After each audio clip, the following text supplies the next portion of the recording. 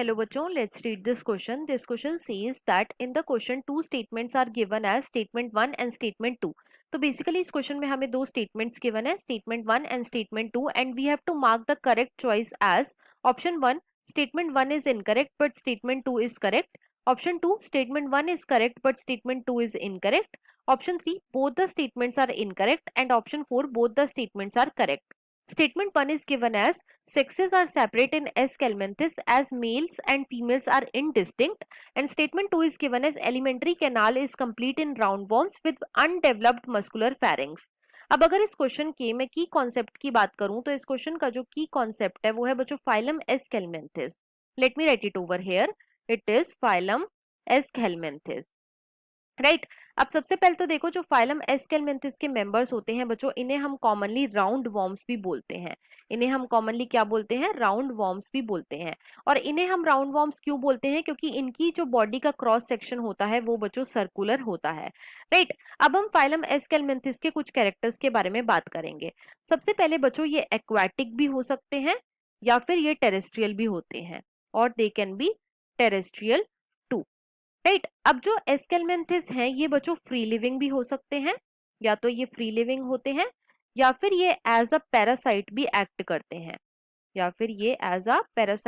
करते हैं, और ये बच्चों पैरासाइट होते हैं दोनों प्लांट और एनिमल पे. राइट.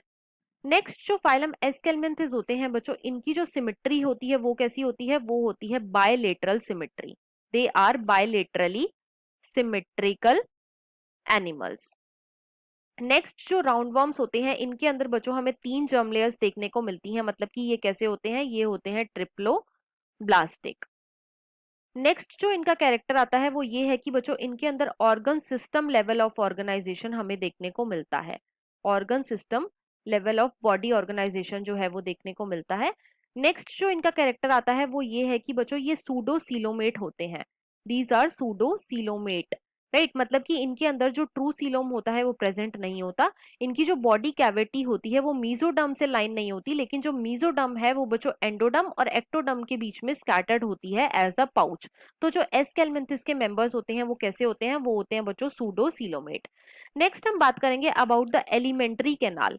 तो जो एस कैलमेंथिस होते हैं बच्चों, इनकी जो एलिमेंट्री कैनाल होती है ये एक तो कंप्लीट होती है.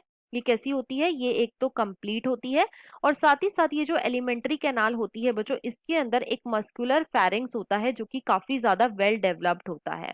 मस्कुलर फेरिंग्स जो है ये काफी ज्यादा वेल डेवलप्ड है. It is well developed. Right. अब जो राउंड वॉर्म्स होते हैं बच्चों, इनके अंदर जो सेक्सेस होते हैं, मतलब कि जो मेल और फीमेल हैं ये एक दूसरे से अलग होते हैं. मतलब कि मेल और फीमेल जो है ये डिस्टिंक्ट होते हैं. राइट. अब एक एक करके हम अपनी दोनों स्टेटमेंट्स को चेक करेंगे.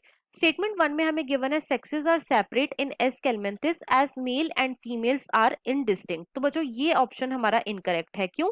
क्योंकि देखो सेक्सेस जो है एस कैलमेंथिस में वो सेपरेट तो है, मतलब कि मेल और फीमेल जो है ये डिस्टिंक्ट है ना कि इनडिस्टिंक्ट है. तो यहाँ पे स्टेटमेंट 1 जो है ये हमारी इनकरेक्ट हो जाती है. स्टेटमेंट 2 में हमें गिवन है alimentary canal is complete in roundworms with undeveloped muscular pharynx. तो बच्चों ये स्टेटमेंट भी हमारी इनकरेक्ट है. क्यों? क्योंकि देखो जो एलिमेंट्री कैनाल है ये कंप्लीट तो है राउंडवॉर्म में, लेकिन यहाँ पे वेल डेवलप्ड मस्कुलर फेरिंग्स होता है ना कि अनडेवलप्ड. तो इसीलिए स्टेटमेंट 2 जो है ये भी इनकरेक्ट हो जाती है. तो क्वेश्चन में हमारी दोनों ही स्टेटमेंट 1 और स्टेटमेंट 2 जो है ये इनकरेक्ट है. तो इसके अकॉर्डिंग जो हमारा मोस्ट अप्रोप्रिएट ऑप्शन होगा वो है बच्चों option number 3, that is both the statements are incorrect. So the final answer of this question is option number 3. I hope you understood it well. Best of luck.